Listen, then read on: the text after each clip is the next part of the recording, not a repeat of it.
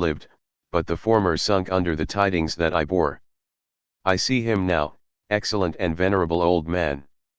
His eyes wandered in vacancy, for they had lost their charm and their delight. His Elizabeth, his more than daughter, whom he doted on with all that affection which a man feels, who in the decline of life, having few affections, clings more earnestly to those that remain. Cursed, cursed be the fiend that brought misery on his grey hairs and doomed him to waste in wretchedness. He could not live under the horrors that were accumulated around him. The springs of existence suddenly gave way, he was unable to rise from his bed, and in a few days he died in my arms. What then became of me? I know not. I lost sensation, and chains and darkness were the only objects that pressed upon me. Sometimes, indeed, I dreamt that I wandered in flowery meadows and pleasant vales with the friends of my youth, but I awoke and found myself in a dungeon. Melancholy followed, but by degrees I gained a clear conception of my miseries and situation and was then released from my prison. For they had called me mad, and during many months, as I understood, a solitary cell had been my habitation.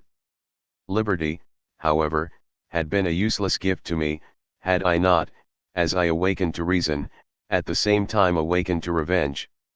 As the memory of past misfortunes pressed upon me, I began to reflect on their cause, the monster whom I had created, the miserable daemon whom I had sent abroad into the world for my destruction. I was possessed by a maddening rage when I thought of him, and desired and ardently prayed that I might have him within my grasp to wreak a great and signal revenge on his cursed head. Nor did my hate long confine itself to useless wishes. I began to reflect on the best means of securing him, and for this purpose, about a month after my release, I repaired to a criminal judge in the town and told him that I had an accusation to make, that I knew the destroyer of my family, and that I required him to exert his whole authority for the apprehension of the murderer. The magistrate listened to me with attention and kindness. "Be assured, sir," said he, "no pains or exertions on my part shall be spared to discover the villain." "I thank you," replied I. "Listen, therefore, to the deposition that I have to make. It is indeed a tale so strange that I should fear you would not credit it were there not something in truth which, however wonderful, forces conviction. The story is too connected to be mistaken for a dream, and I have no motive for falsehood." My manner as I thus addressed him was impressive but calm. I had formed in my own heart a resolution to pursue my destroyer to death, and this purpose quieted my agony and for an interval reconciled me to life. I now related my history briefly but with firmness and precision, marking the dates with accuracy and never deviating into invective or exclamation. The magistrate appeared at first perfectly incredulous, but as I continued he became more attentive and interested. I saw him sometimes shudder with horror, at others a lively surprise, unmingled with disbelief, was painted on his countenance. When I had concluded my narration, I said, "This is the being whom I accuse and for whose seizure and punishment I call upon you to exert your whole power. It is your duty as a magistrate, and I believe and hope that your feelings as a man will not revolt from the execution of those functions on this occasion." This address caused a considerable change in the physiognomy of my own auditor. He had heard my story with that half kind of belief that is given to a tale of spirits and supernatural events, but when he was called upon to act officially in consequence, the whole tide of his incredulity returned. He, however, answered mildly, "I would willingly afford you every aid in your pursuit, but the creature of whom you speak appears to have powers which would put all my exertions to defiance. Who can follow an animal which can traverse the sea of ice and inhabit caves and dens where no man would venture to intrude? Besides, some months have elapsed since the commission of his crimes, and no one can conjecture to what place he has wandered or what region he may now inhabit. I do not doubt that he hovers near the spot which I inhabit, and if he has indeed taken refuge in the Alps, he may be hunted like the chamois and destroyed as a beast of prey. But I perceive your thoughts. You do not credit my narrative and do not intend to pursue my enemy with the punishment which is his desert." As I spoke, rage sparkled in my eyes. The magistrate was intimidated. "You are mistaken," said he. "I will exert myself, and if it is in my power to seize the monster, be assured that he shall suffer punishment proportionate to his crimes. But I fear, from what you have yourself described to be his properties, that this will prove impracticable, and thus, while every proper measure is pursued, you should make up your mind to disappointment. That cannot be, but all that I can say will be of little avail. My revenge is of no moment to you, yet, while I allow it to be a vice, I confess that it is the devouring and only passion of my soul. My rage is unspeakable when I reflect that the murderer, whom I have turned loose upon society, still exists. You refuse my just demand. I have but one resource, and I devote myself, either in my life or death, to his destruction. I trembled with excess of agitation as I said this. There was a frenzy in my manner, and something, I doubt not, of that haughty fierceness which the martyrs of old are said to have possessed. But to a Genevan magistrate, whose mind was occupied by far other ideas than those of devotion and heroism, this elevation of mind had much the appearance of madness. He endeavored to soothe me as a nurse does a child, and reverted to my tale as the effects of delirium. Man, I cried, how ignorant art thou in thy pride of wisdom! Cease, you know not what it is you say. I broke from the house angry and disturbed, and retired to meditate on some other mode of action. Chapter 24. My present situation was one in which all voluntary thought was swallowed up and lost. I was hurried away by fury. Revenge alone endowed me with strength and composure. It molded my feelings and allowed me to be calculating and calm at periods when otherwise delirium or death would have been my portion. My first resolution was to quit Geneva forever, my country, which, when I was happy and beloved, was dear to me, now, in my adversity, became hateful. I provided myself with a sum of money, together with a few jewels which had belonged to my mother, and departed. And now my wanderings began, which are to cease but with life. I have traversed a vast portion of the earth, and have endured all the hardships which travelers in deserts and barbarous countries are wont to meet. How I have lived I hardly know. Many times have I stretched my failing limbs upon the sandy plain and prayed for death. But revenge kept me alive. I dared not die and leave my adversary in being.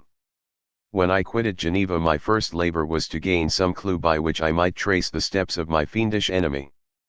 But my plan was unsettled, and I wandered many hours round the confines of the town, uncertain what path I should pursue.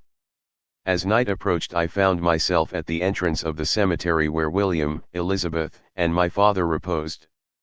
I entered it and approached the tomb which marked their graves. Everything was silent except the leaves of the trees, which were gently agitated by the wind. The night was nearly dark, and the scene would have been solemn and affecting even to an uninterested observer. The spirits of the departed seemed to flit around and to cast a shadow, which was felt but not seen, around the head of the mourner. The deep grief which the scene had at first excited quickly gave way to rage and despair. They were dead, and I lived. Their murderer also lived, and to destroy him I must drag out my weary existence. I knelt on the grass and kissed the earth, and with quivering lips exclaimed, by the sacred earth on which I kneel, by the shades that wander near me, by the deep and eternal grief that I feel, I swear, and by thee, O night, and the spirits that preside over thee, to pursue the daemon who caused this misery, until he or I shall perish in mortal conflict. For this purpose I will preserve my life. To execute this dear revenge will I again behold the sun and tread the green herbage of earth, which otherwise should vanish from my eyes forever. And I call on you, spirits of the dead, and on you, wandering ministers of vengeance, to aid and conduct me in my work. Let the cursed and hellish monster drink deep of agony, let him feel the despair that now torments me. I had begun my adjuration with solemnity and an awe which almost assured me that the shades of my murdered friends heard and approved my devotion, but the furies possessed me as I concluded, and rage choked my utterance. I was answered through the stillness of night by a loud and fiendish laugh. It rang on my ears long and heavily, the mountains re-echoed it, and I felt as if all hell surrounded me with mockery and laughter. Surely in that moment I should have been possessed by frenzy and have destroyed my miserable existence, but that my vow was heard and that I was reserved for vengeance. The laughter died away, when a well-known and abhorred voice, apparently close to my ear, addressed me in an audible whisper, "I am satisfied, miserable wretch. You have determined to live, and I am satisfied." I darted towards the spot from which the sound proceeded, but the devil eluded my grasp.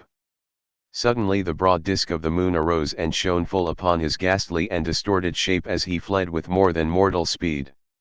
I pursued him, and for many months this has been my task. Guided by a slight clue, I followed the windings of the Rhone, but vainly.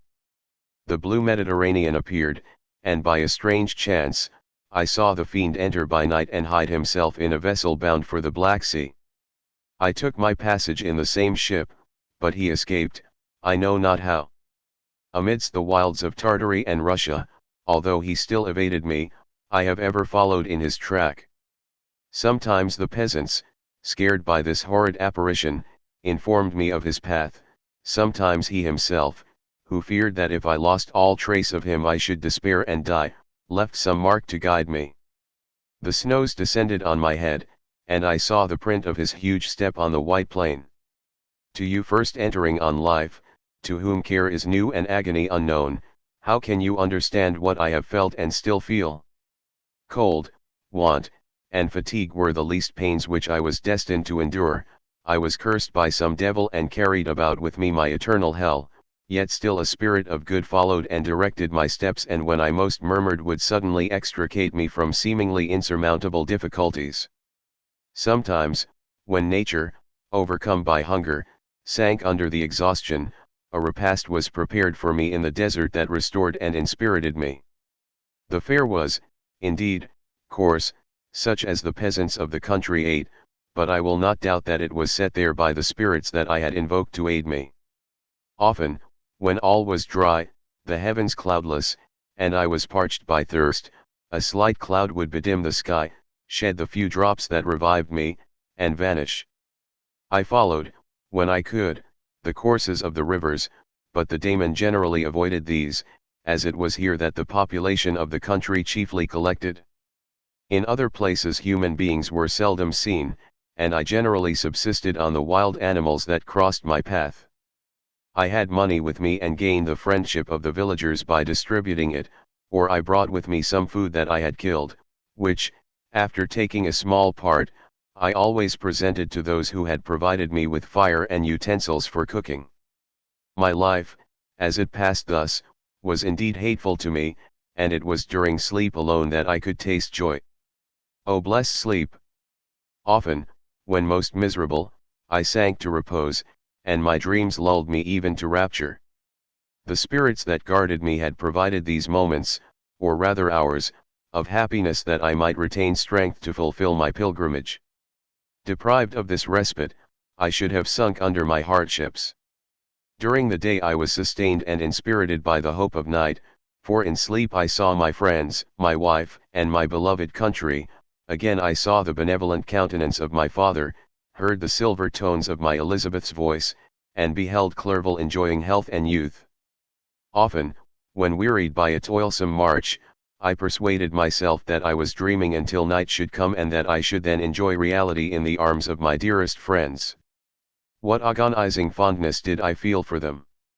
How did I cling to their dear forms, as sometimes they haunted even my waking hours, and persuade myself that they still lived. At such moments vengeance, that burned within me, died in my heart, and I pursued my path towards the destruction of the daemon more as a task enjoined by heaven, as the mechanical impulse of some power of which I was unconscious, than as the ardent desire of my soul. What his feelings were whom I pursued I cannot know. Sometimes, indeed, he left marks in writing on the barks of the trees or cut in stone that guided me and instigated my fury. My reign is not yet over. These words were legible in one of these inscriptions: you live, and my power is complete. Follow me, I seek the everlasting ices of the north, where you will feel the misery of cold and frost, to which I am impassive. You will find near this place, if you follow not too tardily, a dead hare, eat and be refreshed. Come on, my enemy, we have yet to wrestle for our lives, but many hard and miserable hours must you endure until that period shall arrive. Scoffing devil!